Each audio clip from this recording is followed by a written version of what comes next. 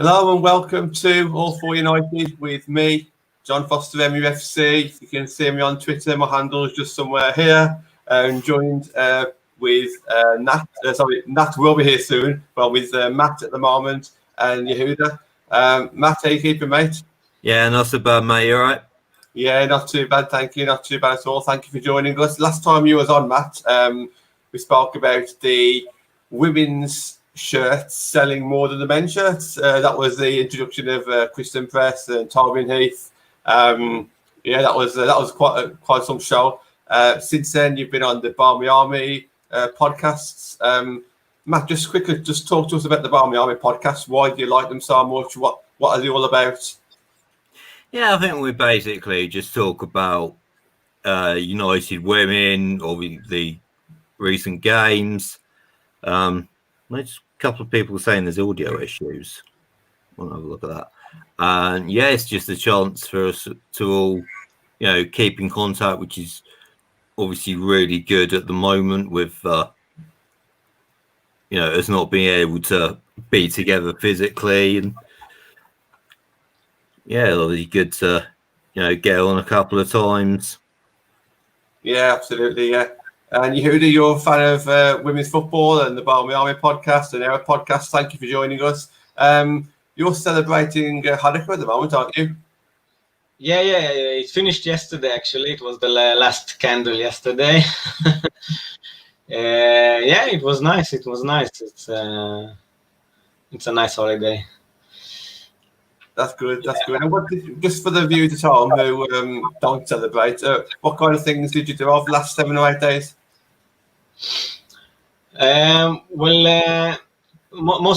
Most Jewish holidays are holidays that it's like it's a day that you don't do anything. Like I don't know how to explain that, but Hanukkah is a little bit different. It's like a regular day, but in the evening you have the candle light. Every day it's a candle till you reach 8, and you eat. You call it donuts, but here we have a different name for it. But this is the special food of Hanukkah. It grows a lot of fat, but but we like it. Jewish people love food with a lot of. An excuse to eat donuts. That's not my kind of holiday. Yeah. Every holiday it's an excuse to just eat, basically. Okay. So, we eat, we laugh, we sing when we light the candles, and it's just a good atmosphere around. That's good. That's the main thing, isn't it? Absolutely. So, as your first time on the show, Yehuda, let's learn a little bit about yourself. What got you into Man United women's team? Was you a Man United men's fan? Did you come across from the men's team? Yeah. I'm a fan of the men's team. I think somewhere from the mid 90s. I look young, but I'm not that young. This month I will be 36, so since I was about 12, I became a fan of the men's team, and the women's team for the first 2 seasons. Actually, I was following, but not really closely. But from this season, I really got into it. There's something about the women's team that it's different from men's football. It's more real, more genuine. You can connect to it in another level, I think. The big money didn't came yet, and maybe ruined it a little bit. It's still, pure. And the character of the girls, it's something that it's very easy to feel connected to, and the whole atmosphere around the team is very fun, very positive. Yeah. Nothing bad. You don't see anything bad on social media. You don't see anything negative. Just positive. And and then the football itself is very nice. It's very nice, very good to see. Absolutely, and Matt, would you agree with that regarding the positivity around the women's game, especially compared to the men's game? No, definitely. I mean, there's obviously rivalries building up, and some people don't like that. Some people do. Personally, I think it's a good thing because, it generates a bit more interest from people that might not otherwise.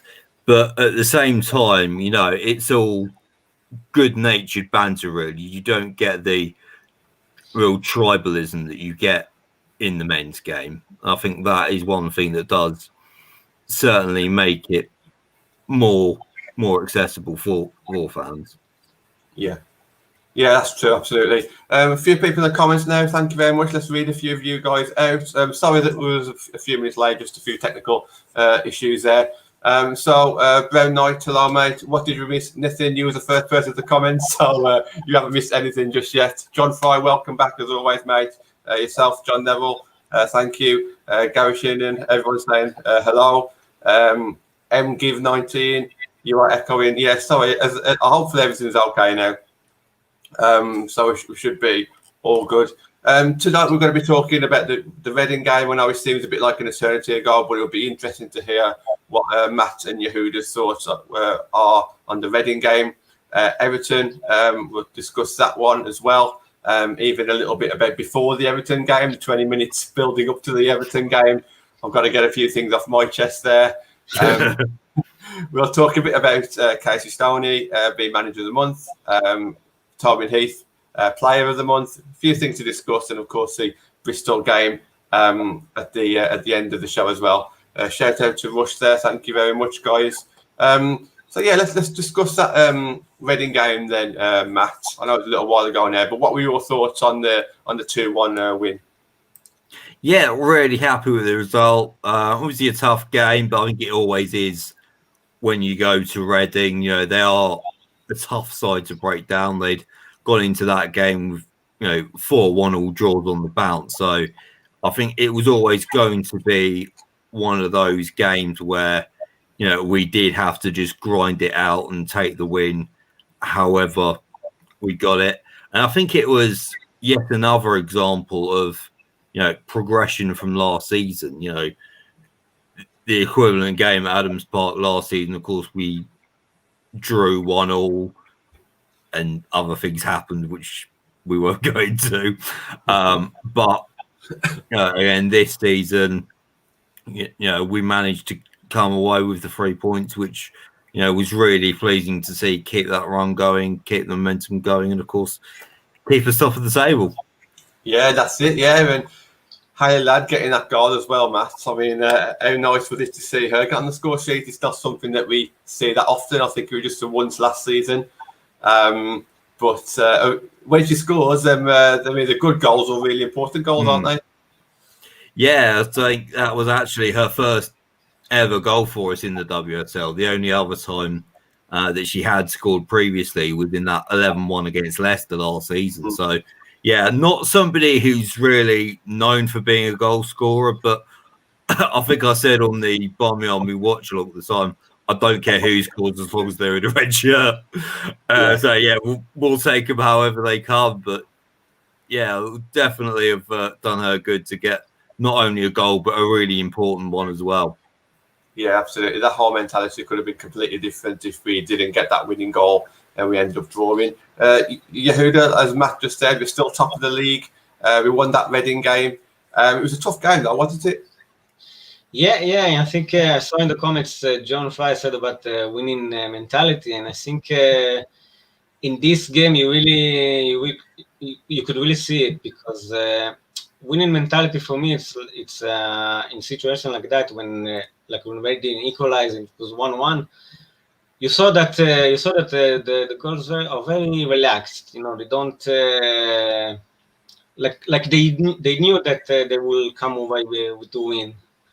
You can see the believe in the team that they will get out of every difficult situation, and you just kept playing like they were patient and moving the ball. You didn't see anything pressured.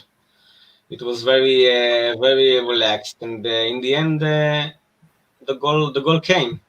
Maybe us the fans weren't so relaxed, but but the players on the pitch were very relaxed, and you just kept doing what they did before, and it's working. Yeah, I like that because I can definitely see a lot more composure this season as opposed to last season. That's the word. Yeah, yeah. Even if we do go 1-0 down, we saw us go 2-0 down as well, didn't we, a little while ago? And I still feel that I've still got that belief that we can come back, and we've got that kind of mentality as well. Do you think there's a bit of a difference, Matt, this year compared to last season in regards to our mentality and our, it doesn't matter if we go 1-0 down anymore. It doesn't matter who we're against. We've got that confidence and that belief to still go ahead and win that game. Yeah, I think last season was very much about getting used to the league and, finding out our real level. And I think we did manage to do that despite not getting a full season. I think we still learned a lot from the sort of 2/3 of the season that we did have.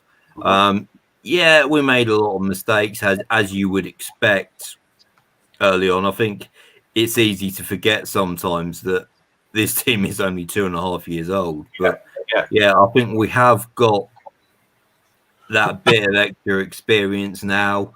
That's another thing. A lot of our players going into last season had never played WSL before, but now they have. And of course, some of the players that we brought in have got big game experience as well, like Tobin and Kristen particularly, and even Hayley has played WSL before, so they are well used to those situations. And I think that has definitely helped us progress probably even more than we expected.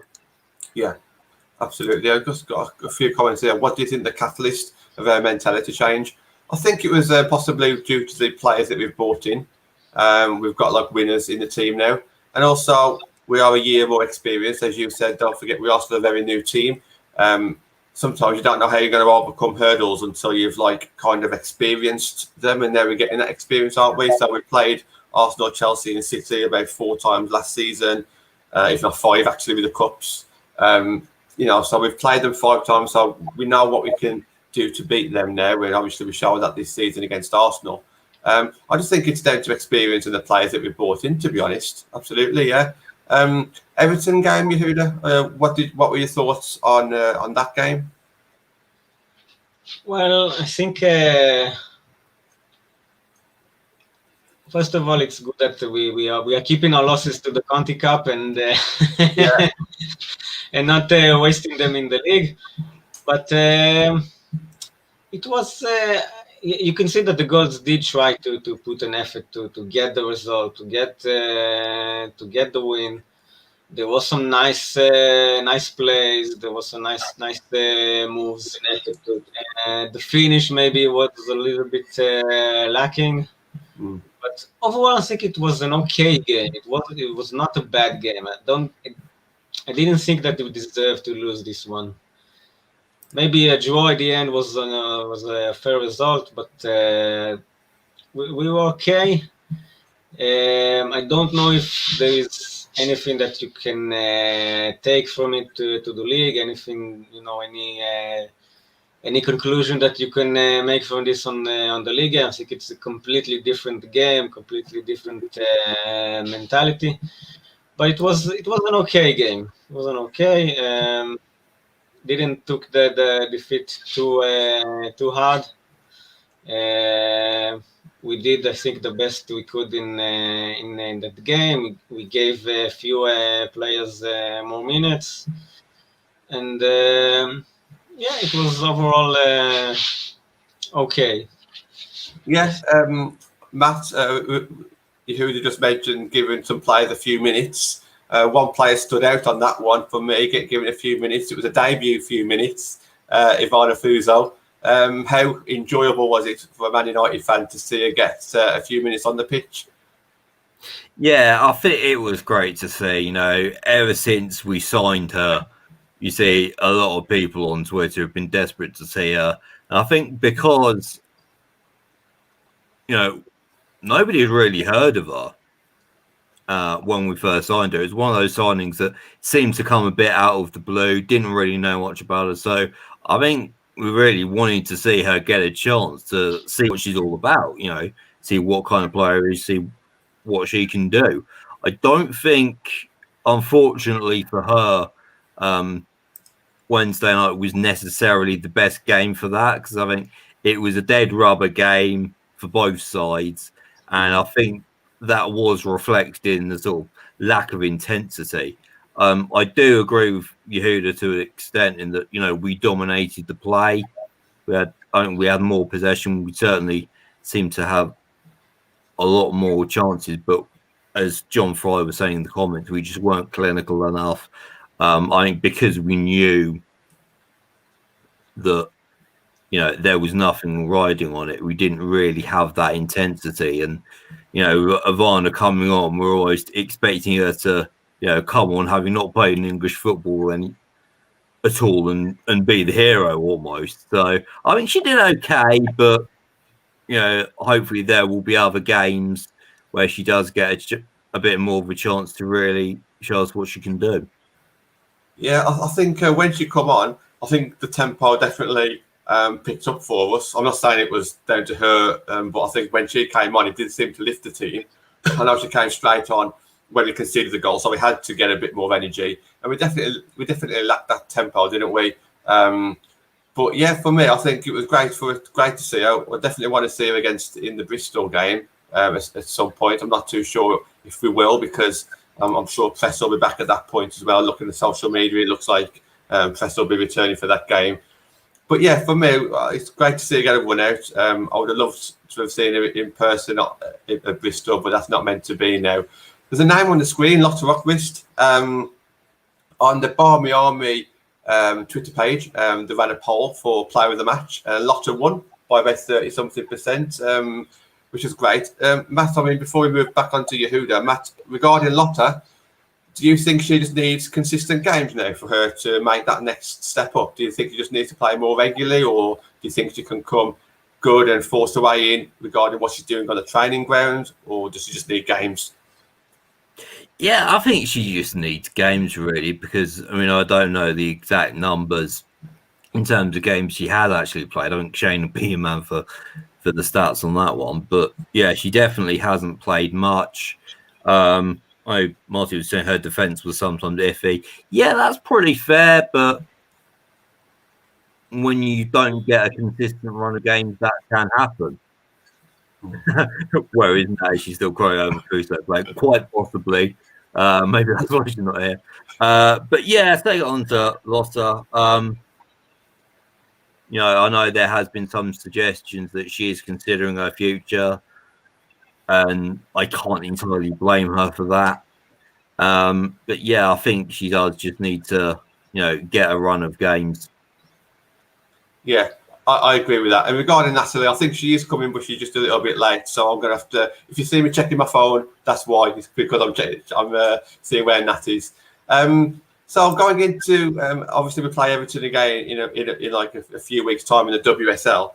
I mean, Yehuda, what would you like to see different in that game? How would you like to see us approach that game? Whether it be like different players playing or different style of play. What do you think of that one? I don't know, definitely there will be changes in personnel. In how we play, I don't think there should be any change, because we played okay. We just didn't took our chances. But we played like we play pretty much every game in the league. We try to do the things with patience, build a play, and it will be a different game. It will be a different game. We will have to step up a little bit because Everton are a strong team. Mm-hmm. And there were at least one player that were very aggressive. The one that got subbed off at halftime, that had a few fouls on the players that were a little bit too much. So it will definitely be a tough game. But if we play like we play every game, I'm sure that Casey will prepare the team for the challenge that Everton will face, because they're not a top 4 side, but they're just a little bit below that. So you have to be ready that the level will be very high, and will have to be very, very clinical, of course, in front of goal. And and very, very good to get the 3 points. But I'm excited for that one. But it's a long time. We have a long break after Bristol. We were saying that, wasn't we, Matt? It's going to be another few weeks yet, and before you know it, a year's passed before we've been to the stadium, and what a year that has been. I mean, in some shape it's been an eternity, but then in another way, it's only seemed like yesterday. So it's definitely been a weird year. How did you took the news about staying in Tier 3? I could spend this entire show ranting about that. For me, it was very disappointing because I thought it was genuinely getting closer. So we was getting emails from the club saying you can apply for a ticket. So we did. I think it went out to the season ticket holders and maybe other fans as well. I'm not too sure. So I genuinely thought, we got a good chance here now. But unfortunately, there's only a few areas that actually moved down to Tier 2.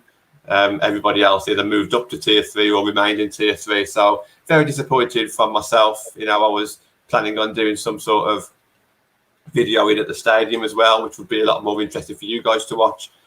But it was disappointing, but obviously not much we can do. We just have to carry on as we are, and we're kind of getting used to watching it on TV now, on the FA player. You would have mentioned about the referees. Here we go. Look like Natalie's here. Brilliant. We'll be in seconds. Just in time. Well, I'm going to bring Natalie in now, but I'm going to come to you, Matt. All right, Nat, mate. You okay? Yeah. Good stuff. Matt, I'm going to have a conversation with you, but I had a conversation with Natalie a little while ago regarding the referee decisions. So the referee got it wrong at Reading with fouls on Galton and Hansen, and in my opinion, the referee got it wrong again in Everton, where a player got booked, I think, for a foul on Katie Zellum, and then she made the same tackle on Jess Sigsworth just moments later and should have got sent off. What are your thoughts on the referees at the moment, mate? I think within the Barmy Army, we've been banging the drum about refereeing standards needing to improve for, pretty much since we've got promoted, in all honesty. I know Nat's been very vocal with the better refs hashtag. As I say, pretty much since we got promoted. Last weekend, Carla Ward of Birmingham spoke out publicly and said, the referees aren't good enough, and she ended up getting fined for it. Emma Sanders put it perfectly on Twitter after that. Things aren't going to change unless people speak out about it, and yet when a manager does speak out about it, she gets shut down. So it's just a kind of never-ending vicious cycle, really. But I don't think you will find anyone who will say that the refereeing in the WSL is good enough. I think we need to the people running the league need to realise that this is a professional league now, and with the influx of Americans into the league, with it being professional, there is massively increased global interest, and that means that anything like the poor refereeing standards, there are so many more eyes on it, and it gives such a poor image of the league. I think something's got to be done about it, not just for us, but for the sake of the league as a whole. Yeah, I have to agree with you, absolutely. Yeah, Natalie, welcome to the show, mate. How are you keeping? You okay? Yeah, I'm good. I'm back again, keeping good. But no, I don't know if you're going to just ask me on the referees, but I totally agree with what you were saying, John. Sunday, against Reading, they were awful. And again, it was, for me, it was that one mistake, but that one mistake was big, you know. And I think Shivy sort of said, Siobhan Chamberlain, our ex-keeper, sort of said, "Oh, it's good to have 11 people on the pitch. Not if you're making tackles from behind. It's not good, and it's good for the referees to actually be abiding to the law of the game. You know, you can't tackle from behind, and it was exactly the same tackle, got a yellow card, and because that same girl was on a yellow card, did the same tackle again, and he thought, oh, I don't want to send her off. And I think to myself, there wouldn't be that kind of hesitancy in the Premier League or even in the League One, League Two. So why is it different for the female players?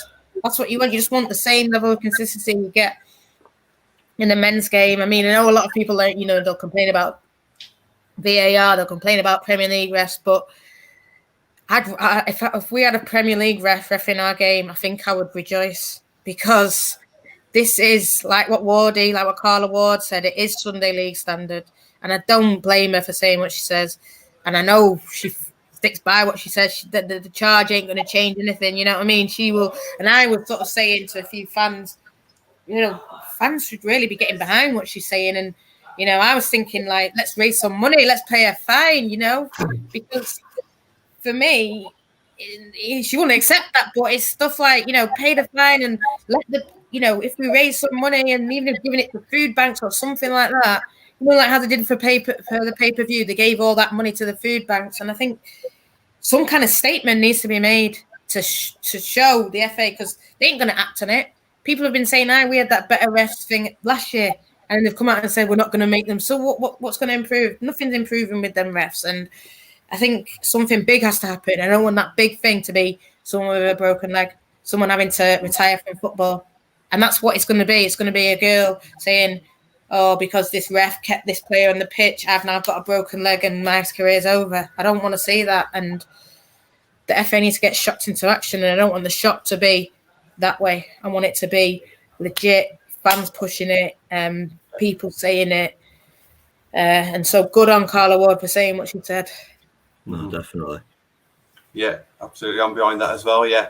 Just before we move on to some positive stuff, we talk about the manager of the month, player of the month, and all that kind of stuff, all our captains and leaders. I've got one more gripe, and this is about MUTV and basically Everton's ground. So obviously, there was a 20-minute delay. Before they announced that there was going to be a delay, I made a sarcastic comment saying, I hope the wind doesn't pick up, all this kind of stuff. Literally 5 minutes later, there's an announcement on MUTV saying, okay, there's a delay, this, that, and the other. So I was fuming. I was putting a few sarcastic tweets out, and it gets worse. And so I know that, Natalie, you've been to the ground, and even Katie Zellem, after the match, she gave an interview, and she made a comment saying, whenever it comes, we're getting used to it, I think she said, we're getting used to it, because whenever Man United come to the ground. Now, I know she said it in jest, but there was meaning behind that, Yeah, go on, Nat. I mean, what were your thoughts on the ground again? Yeah, what she said, I was like, what? Well, she better be watching herself. She might get a ban next, but every time we go to that ground, or every time we go anywhere, every time we go Everton, it's always an issue. I know Everton fans don't like me saying it, but it is. Your roof's falling off, your net doesn't work, sand on the pitch, there's this, it's just amateur hour, really. And, the girls train so hard, and I know even the Everton girls train so hard. They must be embarrassed. They must be thinking, there's TV coverage there, and it's happened before. I know Rachel Brown was saying I was there when we were some other game, and it happened there with BT there, and it's just, I don't know, it's embarrassing, and it's not good for the women's game, whether you're a Man United fan, Everton fan, Chelsea fan even, because it's just making it look like, when you get them trolls, oh, no one cares, ha, ha, ha, women's game, ha, ha. It's another thing for people to laugh at, and you don't want them to laugh at it. You want them to take it seriously, but then when things like this go on, you don't. Yeah, absolutely, yeah. And we mentioned Katie Zellem, who I'll come to you shortly about our captain, so I'm going to ask you about Katie Zellem in a bit. But I've just got one more gripe there. I mentioned MUTV, and I think I proudly say that I'm a subscriber to MUTV. I know some people don't like it because we're funding the Glazers, this, that, and the other. I like MUTV because I enjoy watching all the documentaries. I enjoy watching the under-23s, under-18s women's team. I can watch the highlights here, there, and everywhere. So, in the whole, I like MUTV. However, the 20-minute delay, they had no women's content to put on at all. They ended up putting an interview of Solskjaer's press conference, Statman Dave talking about the Sheffield United men's game, Man United against Sheffield United. For me, I think they missed a trick there. I think they could have quite easily, well, what they should have done is had some content there from the women's team, you know, whether it be Tobin Heath being player of the month, Ella Toon, she scored so many goals this season. Where was her montage reel or something? Where was the women's content there? And it just goes to show they haven't got any to put. And I think this needs to be a learning curve for MUTV here. They should have had some content there ready. It doesn't matter what it is, just something about the women's game, just to play for 20 minutes. Matt, I don't know what your thoughts are on that, but to me, I think they missed a trick there and the kind of something wasn't quite right. Yeah, no, absolutely. And particularly when that slot has been given over to a women's game. And, you know, if that had happened while we were in the championship, then you could say, oh, okay, it's a new team. There, you know, the content doesn't exist. But this is our third season now. The content is there. You know, even if it had been, you know, and Jess Sigsworth all the goals or something, you know, she's scored plenty now. Surely they could have at least done something like that. You know, they must surely have some kind of women's team related content that they could have shown. So yeah, I think that was definitely very disappointing to see from MUTV. Yeah, Natalie, I mean, what do you think on that? Was I reading too much into it? But for me, I think just missed an opportunity there. Yeah, and I think what we always say, there's not enough stuff on social media. There's not enough content they put out daily. There's, you know, like you say, we've played Everton, 4 or 5 times? They could have done a highlight reel of them all. They could have done, this is the last time we played him to Walton Hall Park. You know, when we played them in the Conti Cup before, why haven't they got this content? That, like Matt says, the games are out there. You know, they do interviews. It's just, to me, it just shows that there's a lack of, and I do think they fund them right. I think everything is equal, but I think there's that lack of funding in that respect, and then that kind of, like, whether it's an attitude thing or what from the higher ups, but there needs to be more content. I mean, when I put out about content, people go, oh, you know, it's just a little video, it's just this. But no, it's for times like this. Yeah. That's why you need content, because, you know, just talking about the men's game, I was getting a bit bored. I thought, I don't want to hear from Ollie. I want to hear from Casey. I want to hear from the girls. And they want people to come to the ground, but you're just talking about Ollie. And then they got Rachel Brown to talk about Ollie, and I'm thinking, yes, she can do it. She appears on, you know, BT and talks about the men, but we don't really care, because if it was a break in play in the men's game, or, you know, because it sometimes is, do you think they talk about the women's team? So exactly, that's what I was saying. Yeah, 100%. But that, again, that's got that mould out the way. But it really did irritate me, I must admit, when I was seeing that. I was pulling my hair out. Not that I've got much left, but yeah, definitely pulling it out. Me, bro. Yehuda, our captains. So we've got Katie Zellum as our main captain. Amy Turner's played a lot of games this season, so she's obviously been captain as well. What are your thoughts on our captains and maybe other leaders that we've got in our team? Have you got any favourites, or what are your thoughts on our leaders? Well, first of all, Katie and Amy are really captain in character. You know, they really have that in them. Amy is very, in her play, in the way she talked to the players on the pitch. You can see she has a very captain's character. She knows to lead. She knows to be strong. And Katie is like, she's also a captain, but a different type. You can see that she has a leadership qualities. In the way she speaks, in the way she plays. She knows to get the team, after her. For me, the one that stands out as a leader, it's actually Tobin. I think you can see in everything she do, everything she says. She's very determined. She knows what it takes to win big matches. You saw in the big games, she's ready. She's ready to. She knows what needs to be done to get the win. She knows how to carry the girls, around her, and just guide them, tell them what to do, and she's, when she celebrate the goals, you can see how she's really into it. Part of being captain is like taking the things to heart.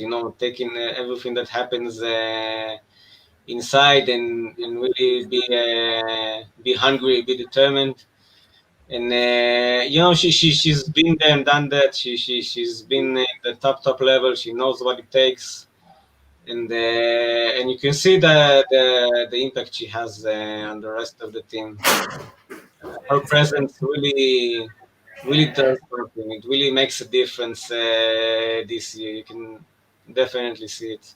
Yeah, I think she definitely leads by example, doesn't she? There's no doubt about that. Matt, I mean, you'll remember the first season. Obviously, Katie Zellen was our player of the season, and she got rewarded as being a captain. So, and rightly so, in my opinion. Great choice of a captain. Well, we haven't seen much of Katie this season compared to last season, but surely the rest of the players still see her as a captain even when she's not playing. But how do you think Katie's got on this season? Yeah, I think she's done really well. I think it's quite interesting. Marty mentioned in the comments about the huddle after Haley's goal against Reading. I think that was really great to see and really showed Katie's leadership that, we've got the late goal. And the first thought was, right, let's see this through. And I think that was what we really needed at the time. I think it's Gary saying we've got 7 players in the squad that can be a leader. Yeah. And I definitely agree with that. I mean, obviously Katie's got the armband. Obviously Amy's, worn it when Katie hasn't been playing. We've got Millie Turner, Tobin. They're all leaders, and I think you need that. In terms of Katie this season, as you rightly say, she hasn't played as much. Obviously, she unfortunately contracted COVID. So that put her out for a while.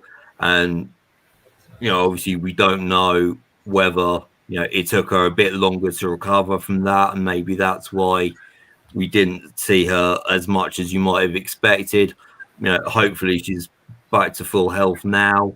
Obviously started midweek, which was great to see. But yeah, I think that, we do have multiple leaders on the pitch. And I think that is a big factor.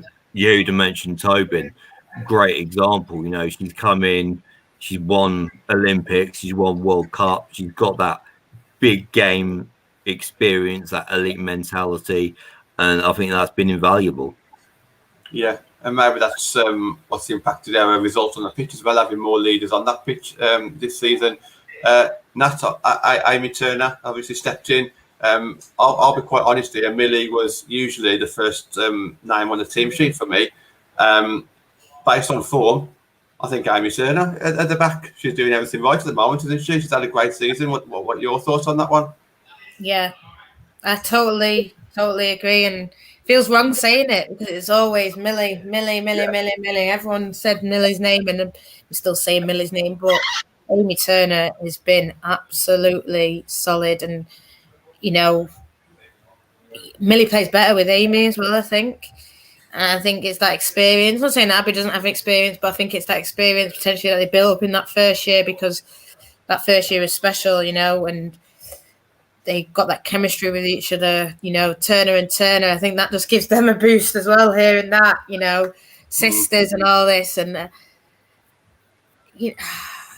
Amy, I know Reaper said it there, the way she tracked back and won that ball back. And that's what sometimes worries me about Amy is that, you know, if you get a fast person against her, you know, is she going to give away this? Is she going to give away that? But I think she showed in that Reading game, you know, it was Jess Fishlock running against her, and she gave it away, but then she won it back. Then she gave it away again, and then she blocked it. And I just thought, that's what it means, mate. That's what it means to play for Man United, you know. Yeah, you know, you gave it away, but you are not going to pass me. You'll have to bloody take me out to pass me because, you know, I'm Man United and, you know, I'm here to fight till the end, till the death. You know, I'll have to be on the floor crying and then you'll score, you know? Yeah, absolutely. Yeah, 100%. And Yehuda, going from the defence into the attacking side, one thing that we've mentioned on Twitter is, are we missing that number 9 kind of role at the moment, with Russo being out and LJ in and out of fitness, Jess in and out of fitness? I mean, do you think that we're missing that like out and out striker, or do you think we can work it with Heath, Hansen and Galton, or what are your thoughts on that position? We can work it with the players that we have, but and we do that because the all-around attacking play is very good. There are plenty players in midfield that can contribute with goals, but I think that a really good number 9 like Russo was supposed to be until she got injured. It would give us that edge, you know, that's something extra. You know, we talked about it in the comments as well. People said about the clinical and not being clinical enough in certain games. Matt is laughing. There's something in the comments. So yeah, it definitely could give us something that we don't have. I don't think that at the moment it has any effect on results, of course, and how we play, but maybe, you know, if we look on all the rest of the season, we will need that number 9 that will give us goals, that will, you know, take us out of different difficult situations, that we will need that clinical touch, you know, when we would need the goal near the end, something like that. So at the moment, we are definitely okay with what we have, but if Alessia, when Alessia come back, if she can come back in the form that she was before, that could make a big difference. LJ, I think that you talk about it, she's not a real number 9, LJ. She has unbelievable qualities, but maybe she's not the classic number 9. So I think Alessia, what we had a chance to see from her in the early parts of the season, I think that this is exactly what we need.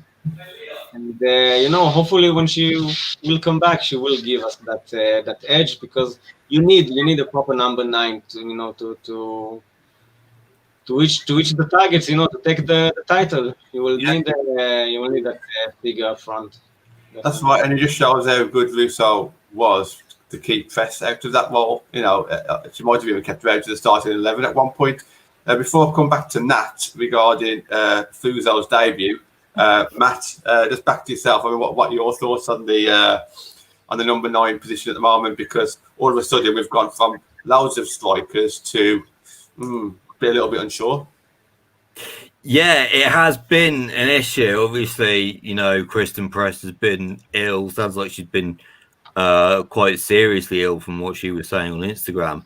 I was absolutely gutted, as I think everyone was, when Leslie got injured. You know, I rate her very highly. I think she's got enormous potential, and she had really hit the ground running for United. So it was, you know, really gutting to see that as all come to a grinding halt in the way that it did. Yeah, obviously, you know, Jess has had her injury problems as well. So it does seem to have come all at once, and the only actual number 9 we've had available is Jade Ross. Yeah, it does seem to have just come all at once. But that happens sometimes. Obviously, Jess is back now. Hopefully, she'll be able to start at the weekend and start to get players back. Yeah, it's just one of those strange things that happen sometimes. I was just about to say the same thing as this comment. The break is coming at a good time. The good thing is we are against Bristol, so I think no matter who we put up front, should be able to get chances. So I do agree. And then obviously we've got a couple of weeks or so before we get back into it. Nat, you missed it at the start then. So obviously Ivana got her debut. First of all, how happy were you to see her come on that pitch? How do you think she did in that 15, 20 minutes that she had? Oh, buzzing. And I know we're all talking about Ada striker who's going to play in that 9, but for me, she is clearly the best one. And I know let's see where Press is up to. I'd wait to see where Press is up to before sort of putting Ivana in, but just the touches, the movement, the pace. I think there's a moment where she picked it up in the halfway line and she dribbled it, and then she passed it out to Hansen, and you just thought, wow, where have you been all my life? We've missed this. And there was a 1-2 with Katie on the edge of the box, and I just thought, and she had shot off, and then obviously she's not played, and you just thought, why have we waited so long? But you see why, you understand why, and I understand why we've waited so long. She had 2 knee injuries. She's come back. She's only young, so let's not rush her. But you cannot get excited when you saw her play a movement, the turn in the box, and the way that those defenders were just like. And I've always said that to her about Ivana. She's going to come into this league, and she's going to, like I said about the men's team, innit? It's going to be like a little Chicharito. We know she's got pace, but people are not going to know what to expect of her. They don't know that she's quick, but they're not going to know what's a touch like, what's a skill like, what's this, can she beat a player?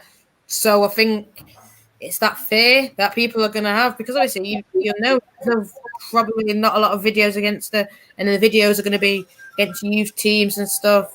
So when a manager is looking at someone like her and telling the defenders to prepare, what can you tell? Because there's nothing to say. You can't look at the back at the last 10 WSL and say, look, she likes to do this and she shoots this way.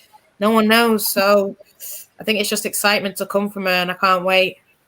I think because she's a bit smaller as well, just like that lower centre of gravity, she can turn quicker and slide off defenders or spin off defenders. And I don't mind having a big defender against her, because I think that could work to her advantage if she can quickly turn and run away from them. I'm definitely looking forward to seeing her against Bristol. Hopefully, she'll get some game time against Bristol. That would be great to see. You spoke on our last show, Nat. If you haven't seen it, everyone at home, it was on Monday afternoon, so that's our second show of the week now. You spoke about a potential new signing coming in. Obviously, you don't need to mention any names or anything. No, I can't. No. There was 2. There was one. The one that I thought, John, was coming in was the one that Villa have now just signed, and that everyone's saying that's a coup. Okay. But there is a new one. Breaking news here from the Barmy Army. I am hearing of. No, it's not from the Barmy. It's from Natalie B. It's okay. I'll take all the heat of it, and it is a strong striker. Yeah. Okay. All across the front line, and I don't even want to jinx it. So let's just see if it happens. But it's a very strong possibility of a forward player coming in January. Let's see. Yeah. It's going to be good if it does come off. It's a young player again, but has had a few caps. So let's see. Okay. What will happen? All right. Well, we'll move on, because I don't want to land you in any hot water. We mentioned it already on the show very briefly. Manager of the month, player of the month. Man United got it. Yehuda. Let's start off with Casey Stoney, the manager. How impressed have you been with how well she's done with Man United, obviously over the 3 years, but mainly just this season? We're top of the WSL. She's doing brilliant, isn't she? Brilliant, absolutely brilliant. Sometimes you can see that the manager has really has a footprint on the team. You can really see her personality in the way in the way we play. You can see the determination and the belief in doing big things. You can see that on the pitch, and it definitely comes from her. You hear that from her when she speaks before games. You see that she's not. There's no excuses. There's no cliches. She speaks the truth, and you can see that she has big ambitions, big dreams, and she knows how to execute them, which is the most important thing. And you can see that the team is so organized. They know exactly what they're gonna do every single game, every single play. Nothing is just by chance. And yeah, she has a clear style of play, and it works. And she obviously knows how to manage the persons as well, because you see everyone is so happy and so positive and so believing in what she believes.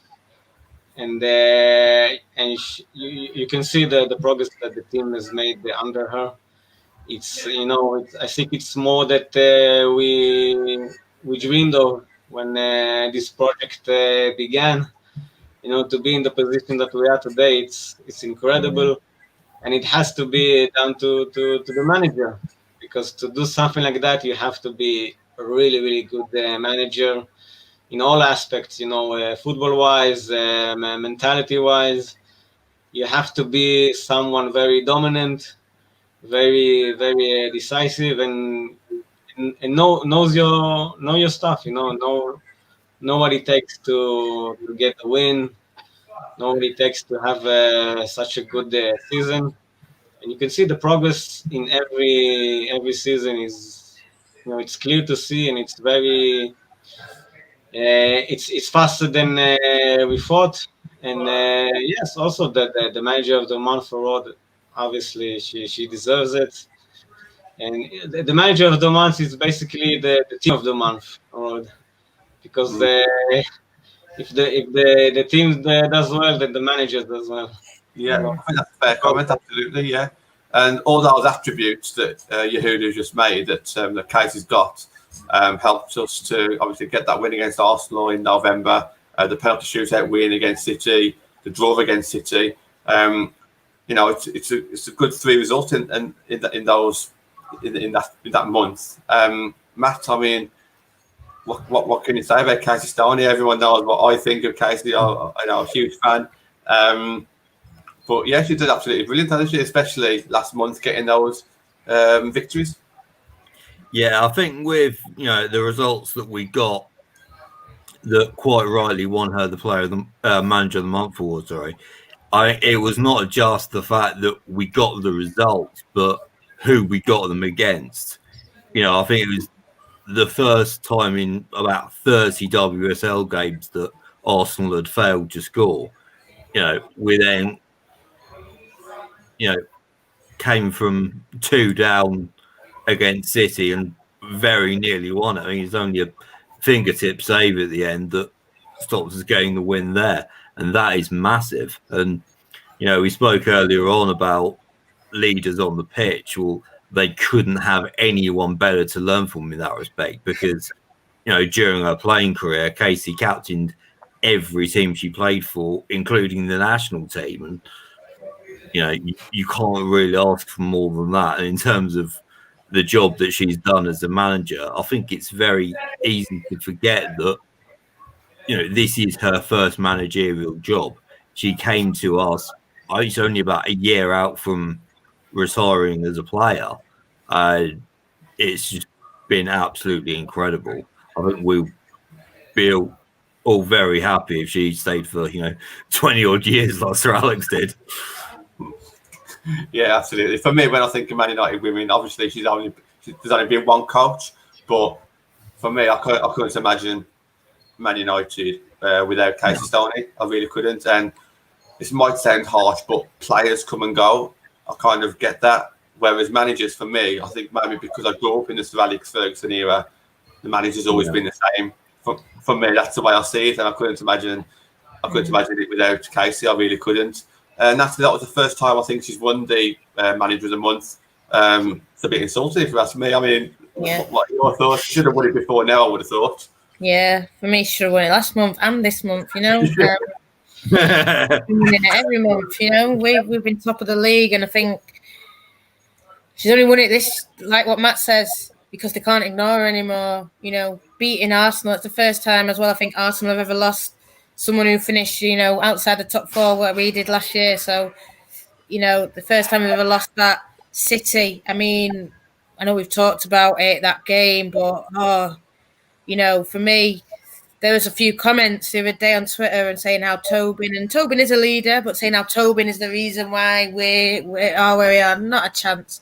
And even if you listen to the way Tobin talks about Casey, it's all on her, the way that she's done it. Even when Tobin talks about that game and how they come back and how they went in and said, we've got the tactics wrong, we've got the press wrong, but we've changed it.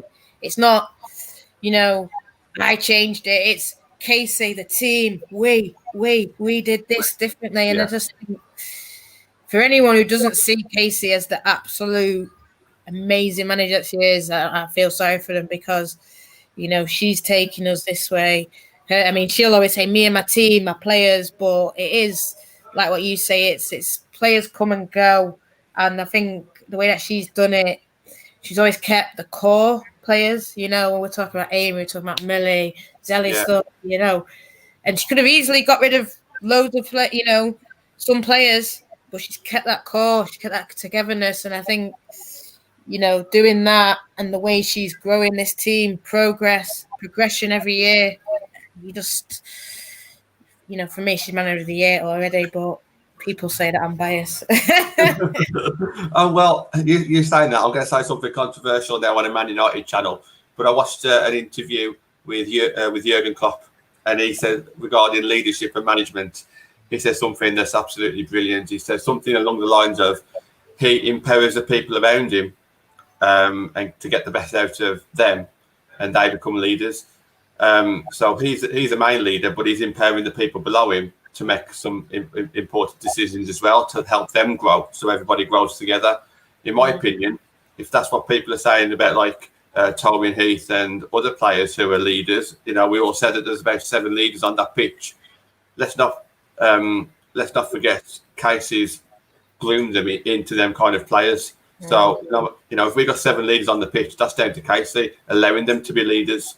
So I think that goes hand in hand. We talked about Tobin Heath. She won Player of the Month very quickly, obviously well deserved. We spoke about leadership, but goals and assists as well. I mean, I think she scored a couple of goals in them 7 games. She's brilliant on the wing, brilliant in the penalty box. Just to start off with yourself, Yehuda, have you been impressed with her goal scoring and dribbling abilities, all this kind of stuff? Yeah, of course. She impacts the play, you know, in a massive way. You can feel that she is on the pitch every second that she is there. Usually, you know, she's very accurate with her passes, and you can see her ability to score the goals. I'm sure that by the end of the season, she will have more goals in her. And you cannot be impressed by her. You know, she plays great, and she makes the players around her up their game as well. So all around, her impact is definitely incredible. Yeah.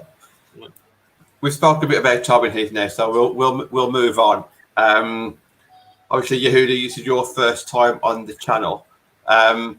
Who's your favourite player and why? Well, Millie Turner. I told you before that we came on the show that only from this season I really started to follow closely the women's team. And I think from the first minute, you know, she stood out for me, because for me, you know, I don't like consciously look for favorite player. I just feel connected to some players. And of course that she's a great player, but her character is something that really, it's so easy to get connected to.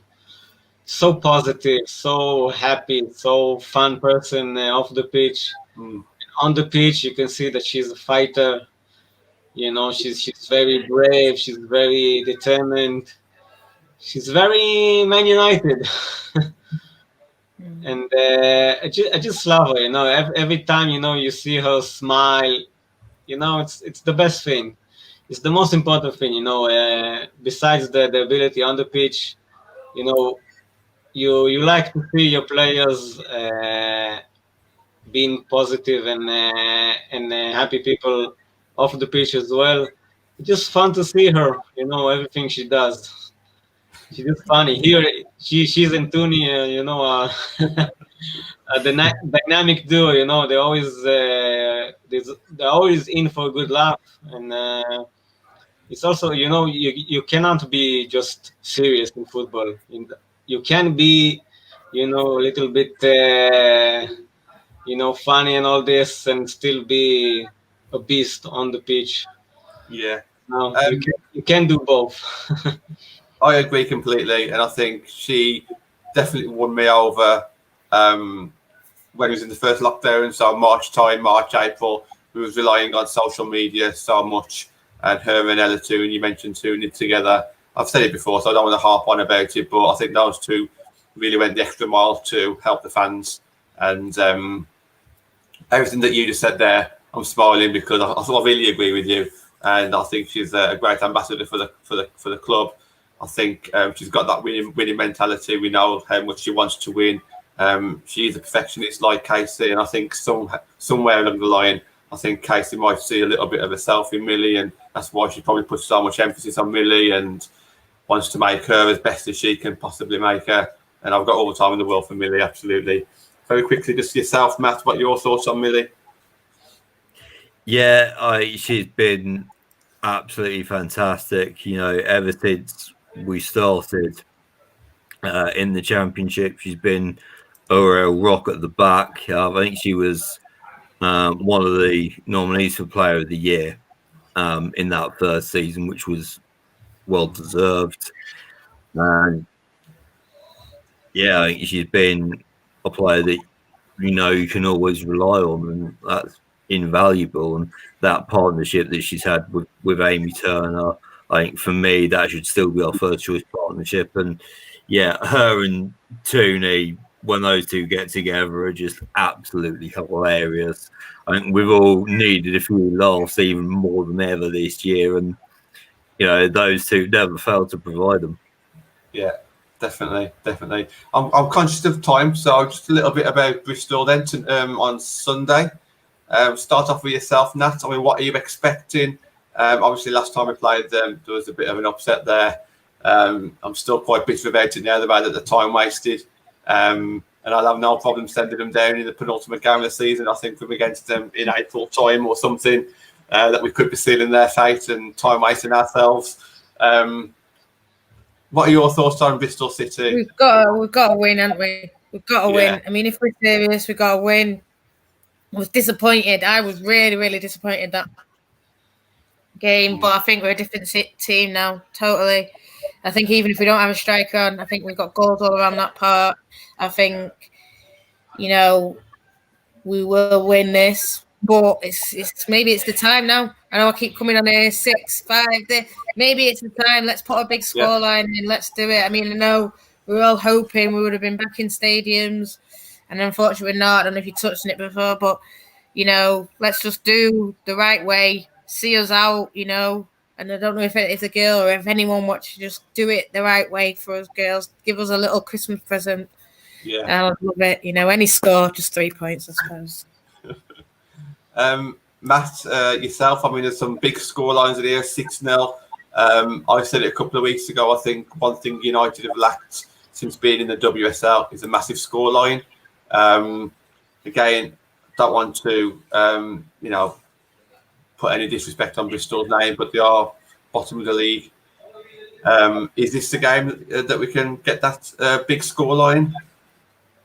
Absolutely. I mean, we've seen, in the last couple of games, West Ham and Aston Villa, who haven't been prolific scorers, have both hit 4 against them. Chelsea scored 9, I think City scored 8. And, that goal difference could be a factor at the end of the season, whether it's, Champions League that we're fighting for or higher. I dead jigs it by saying the word, but goal difference could be a factor at the end of the season, and ours is currently considerably worse than both Chelsea's and Arsenal. So I think this is the perfect opportunity to get a big scoreline on the board and close that gap on the goal difference. And it's actually 2nd of May that we play them, final away game of the season. So we could send them down, or frankly, the way they're going, they could already be down by then. Well, that'll be good because obviously I know there'll be more fans of Ebony Salmon. I get that. She may not even stay at the club if they do get relegated. And and Jamie Palmer. And Jamie Palmer. Oh, yeah, of course, yeah, absolutely. Yeah. So, who knows? Yehuda, a score prediction, goal scorers. Who do you think? The result that pops up in my head, I think it's 3-0. I don't think that it will be, a 1-0 sort of game. I don't think that we will get a high score that we all want. I hope, I'll be happy if it will be 5, 6, 7, but any win will do. But I would say 3-0. I would say Galton will score again. Tobin maybe 1, and I would say Jess. I don't know if she will start or she will come on it somewhere during the game, but I think she will score as well. Let's just say there's an option for 5-0, but I will go for 3. Yehuda, thank you very much for coming on the show. We really appreciate it, all the way from Israel. Thank you. What time is it over there? Are you 1 hour ahead? Are you, or 2 hours ahead? 2 hours ahead. Sorry, yeah. Yeah. If people want to find you, what is your Twitter? If people want to talk to you about Man United and Man United women's team, it's JUDA Judah 2121. You can find me there. I usually tweet about mostly about the women's team, also about the men's. So you can find me there. Excellent, thank you. Matt, where can people find you and your own YouTube channel? Yeah, so it's Matt_Johnson_1989 on both Twitter and Instagram. I try and upload onto my YouTube channel 3 times a week normally. If you find me on Twitter, I will always put my latest video upload as my pin tweet. Yeah, check them out, guys, definitely. Natalie, Barmy Army podcasts as well. Where can people find all the Barmy Army information? Everything. Barmy Army MUWFC. Twitter, Instagram, YouTube. Definitely check out our Twitter. We've got beautiful T-shirts like these, but with Honor, Fuso, Tobin, Hansen, Staniforth. So there's just a tweet that's gone out now. Barmy Army MUWFC. Check it out. Get some stuff and sign up to become a member of our supporters club. Excellent. Let's end it there. Thank you again to everybody in the comments. There's been loads of people watching again. 2 shows now on this channel every week. You got Matt every Monday. Is that right, Matt? Do you put a show out every Monday? Your week? Yes, I usually do United previews on a Friday. My Bristol City preview went up this afternoon. Usually on a Sunday I'll do my match review show, and then on a Monday I'll do a weekly WSL roundup. Brilliant. So you got content there. You got content on the Barmy Army YouTube channel every Wednesday night. So you got plenty of things to watch, guys. So make sure you do. Thank you again to everybody in the comments. Thank you to all my guests, and we will see you on Monday afternoon discussing the Bristol game. Thank you, guys. See you later. Cheers. Bye, mate.